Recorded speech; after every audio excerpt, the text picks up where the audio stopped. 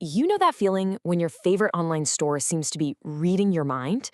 It recommends the perfect product before you even finish typing. Well, that's not magic, not at all. It's the power of big data.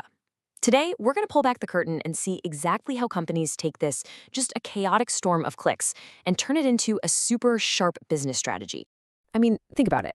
Every single tap, every swipe, every time you hit add to cart on your phone, you're living behind a tiny digital breadcrumb.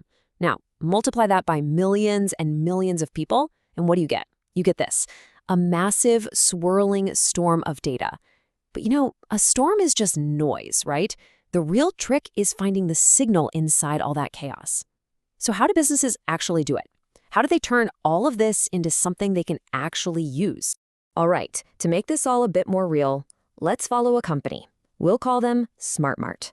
They're a fictional online retailer, and they're growing like crazy. The problem is, they are absolutely swimming in data, and they really need a solid strategy to actually make sense of it all. And you can see SmartMart's goals are pretty ambitious. They want to create that perfect shopping experience for you, right? We're talking faster deliveries, a supply chain that just works flawlessly, and marketing that feels less like an ad and more like a personal tip from a friend. And here's the kicker.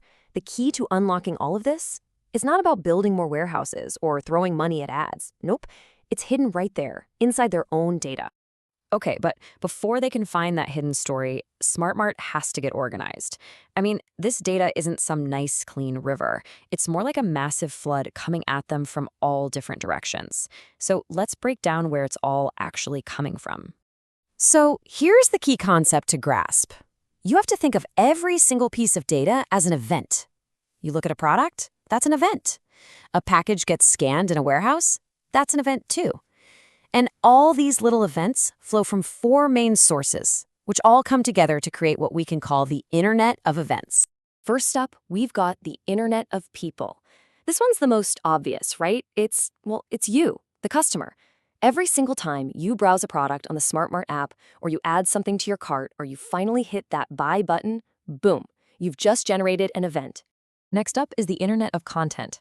This is data that's created either by the digital systems themselves or by people, expressing their opinions. So think about things like app login records, maybe some error reports, the product reviews you take the time to write, or even just a tweet you send out that happens to mention SmartMart. Then there's the Internet of Things. You've probably heard it called IoT. This is where the physical world really starts talking. For a company like SmartMart, that could be a scanner in a warehouse that instantly updates the inventory the second a box is moved. Or maybe it's a tiny sensor on a delivery truck making sure your ice cream stays perfectly frozen. And finally, we have the Internet of Places. This adds the super crucial where to the whole story. This is the data that tracks a package's entire journey, from a massive warehouse in one city all the way to the specific delivery truck driving down your street. It gives them a real-time map of their whole operation. All right, so SmartMart has wrangled its data flood. It's all organized. Now the real fun begins, turning all that raw data into actual intelligence. And this happens in stages. Think of it like climbing a ladder. Our first few steps are all about the foundation, just understanding what already happened. So at the very bottom of this ladder, the first and most basic question any business is going to ask is just, what happened? What were our sales yesterday? How many packages did we actually ship out the door? And that right there is the job of descriptive analytics. It takes all those raw events we talked about, transactions, inventory scans, all that stuff, and it cooks them down into these simple, easy-to-read dashboards. So for SmartMart, this gives them a really clear, digestible summary of what happened yesterday. It's pure hindsight, a perfect view of the past. But look, knowing what happened is great, but it's not really enough, is it? I mean, if sales suddenly dropped in Texas, you don't just want to know that it happened, you need to know why it happened.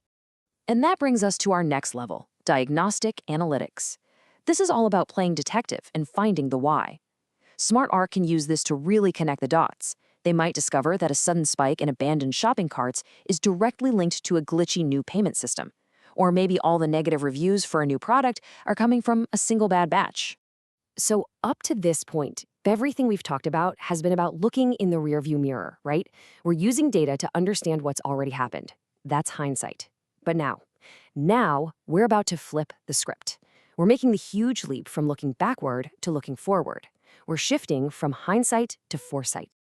And this, my friends, is where data analytics gets really powerful. We're climbing higher up that ladder, moving away from just reacting to the past and starting to proactively predict the future.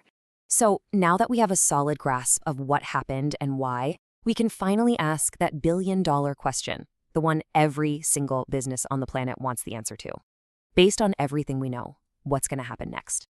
Welcome to the world of predictive analytics. This is where things like machine learning come into play. SmartMart can now sift through all its historical data to make some pretty educated guesses about the future. We're talking about forecasting demand for a hot new product next Christmas, or even predicting the chances that you, specifically, are going to buy that thing you're looking at right now. That is foresight. Okay, we've almost reached the top of our analytics ladder. And up here at these highest levels, data doesn't just give you a sneak peek into the future, it starts telling you how to shape that future to get the best possible outcome. I mean, think about it. Predicting that a delivery is going to be late is powerful, for sure. But the prediction by itself doesn't actually solve the problem, does it? So the real ultimate question becomes, now that we know it's probably coming, what should we do about it? And that is exactly where prescriptive analytics comes in. It takes those predictions and then recommends specific actions to take. So for SmartMart, this means the system might suggest the absolute best delivery route to get around a traffic jam. Or it could recommend the perfect pricing strategy to maximize sales during a flash sale.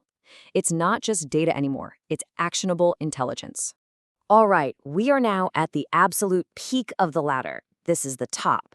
And up here, the system goes way beyond just giving advice. The question actually changes to, what is the best possible action we could take, and can we just do it automatically? And this brings us to our final, ultimate level, augmented and generative analytics. At this stage, AI isn't just your co-pilot anymore, it's actually in the driver's seat. It goes from just recommending actions to automating them. It can instantly generate a personalized discount for a shopper who seems hesitant, or deploy a super smart chatbot to solve a customer's problem in a matter of seconds. This is what true intelligent automation looks like. So there you have it. We've watched our fictional company, SmartMart, climb all the way up this ladder, from looking at simple reports to becoming a fully AI-driven business that makes almost perfect decisions. And look, this isn't science fiction anymore. This is really the future of how business is done.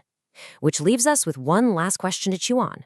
What happens when every store you shop at starts to operate this way?